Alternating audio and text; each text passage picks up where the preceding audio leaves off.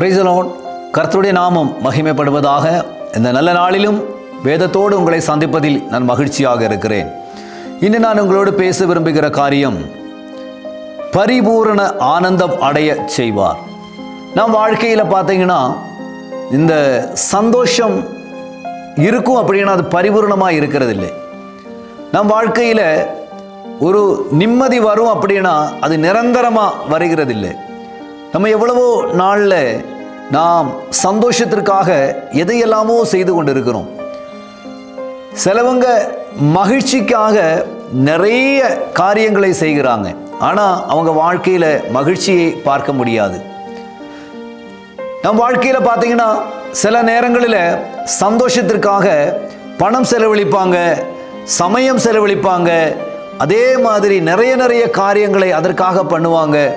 மற்றவர்களை கூட அவர்கள் முன்பாக மகிழ்ச்சியாக காட்டினா கூட அவருடைய உள்மனதில் அந்த பரிபூரணமான சந்தோஷம் இருக்காது. ஆனால் வேதம் இப்படியாக சொல்லப்படுகிறது. சங்கீதம் 16வது அதிகாரம் 11வது வசனம், ஜீவ மார்க்கத்தை எனக்கு தெரியப்படுத்துவீர், உம்முடைய சமூகத்தில் பரிபூரண ஆனந்தமும் உம்முடைய வலது வரிசையத்தில் நித்திய பேரின்பமும் உண்டாகும். தேவனுடைய சமூகத்தில் நித்திய சமாதானம், நித்திய பேரின்பம், நித்திய மகிழ்ச்சி எங்க பார்க்கலாம் அப்படின்னா ஆண்டவருடைய சமூகத்தில் தான் இருக்குதான். ஆனால் இன்னைக்கு நம்ம இந்த உலகத்தில் தேடிக்கிட்டு இருக்கிறோம், எங்க சந்தோஷம் இருக்கு, எங்க சமாதானம் இருக்கு. நம் மனுஷனை நம்பிக்கிட்டு இருக்கிறோம், யார் எனக்கு சமாதானத்தை தருவாங்க, யார் எனக்கு நிம்மதியை தருவாங்க. இன்னைக்கு சில வீட்டில் நம்ம கேட்க முடியும், இந்த மனுஷனால எனக்கு நிம்மதியே இல்லை. சிலவங்க சொல்ல பார்க்கலாம், இந்த மனுஷியால் எனக்கு நிம்மதியே இல்லை, என்னுடைய நண்பர்களால் எனக்கு நிம்மதியே இல்லை, என்னுடைய குழந்தைகளால் எனக்கு நிம்மதியே இல்லை. அப்படி அநேகரை குறித்து நாம் சொல்லலாம், அவர்களை குறித்தெல்லாம் நிம்மதி இல்லை, அவர்கள் தான் எனக்கு காரணம் அப்படி சொல்லலாம்.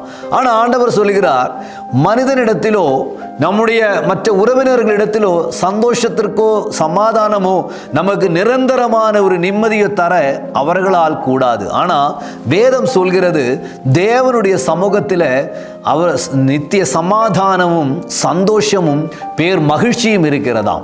நாம் தேவனுடைய வார்த்தையை புரிந்து கொண்டு வேதத்தையே நாம் தியானிக்கும் பொழுதும் கர்த்தருடைய சமூகத்தில் நாம் வரும் பொழுதும் தான் நமக்கு நிரந்தரமான ஒரு சந்தோஷம் கிடைக்குமா. காரணம், வேதம் தெளிவாக சொல்லப்படுகிற சில காரியங்கள் உண்டு. எதனால் நாம் சந்தோஷம் அடையலாம், யாரெல்லாம் நம்மை ஒதுக்குவார்கள், யாரெல்லாம் நம்மை எதிர்த்து பேசுவார்கள் என்றெல்லாம் தெரிந்திருந்தால், நாம் அறிந்திருந்தால் நாம் அதை எதிர்பார்க்க மாட்டோம். நம்முடைய நண்பர்கள் ஒரு நாள் என்னை கைவிட்டு போவார்கள் என்று நாம் நினைத்து இருந்தால் அவர்கள் கைவிட்டு போகிற பொழுது நாம் அதை பற்றி கவலைப்படவே மாட்டோம். ஏன்னா நமக்கு முன்னமே அவர்களை பற்றி தெரிந்திருக்கிறோம்.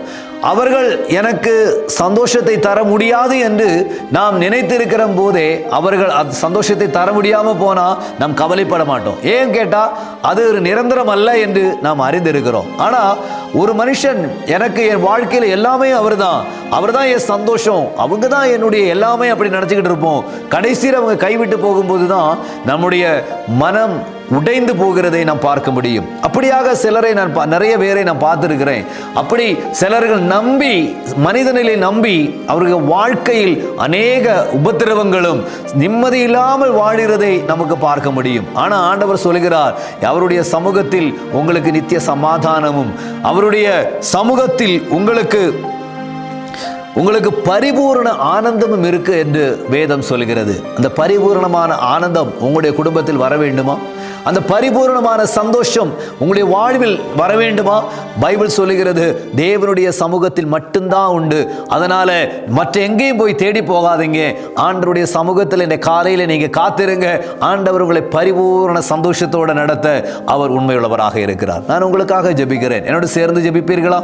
நல்ல ஆண்டவரே, இந்த பிள்ளைகளுக்காக நான் ஜெபிக்கிறேன். சமாதானத்திற்காக ஆண்டவரே, சந்தோஷத்தின் பரிபூர்ணதைக்காக எங்கெங்கோ ஓடுனாங்க ஆண்டவரே, எங்கேயுமே கிடைக்கல.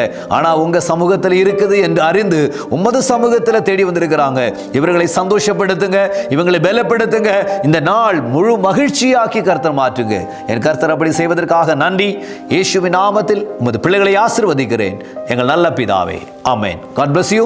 கர்த்தர் உங்களை ஆசீர்வதிப்பாராக.